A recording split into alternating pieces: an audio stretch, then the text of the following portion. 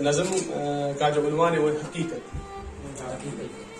نظم یوں شروع ہوتی ہے کہ یہ جو پڑھ لکھ رہا ہوں میں، یہ جو پڑھ لکھ رہا ہوں میں، نہ دل مطمئن نہ مستقبل محفوظ، نہ بر وقت کسی کام کا انجام پانا، نہ نکاح نہ روزگار.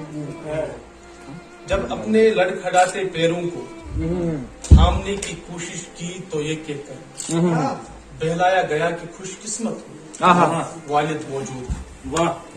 مگر جب عمر نے کچھ سنگین مراحل طے کیے اب یہ تانے دیے جا رہے ہیں، چاہے نماز پنجگانہ ادا کر کے ہی کیوں نہ گھر میں داخل ہو جاؤ، کہ وہ دیکھو فلاں کے بچے، کہ وہ دیکھو فلاں کے بچے بن پڑے اچھا خاصا کما رہے، چاہے نشے میں لت پر آدھی رات کو ہی گھر کیوں نہ لوٹ آتے.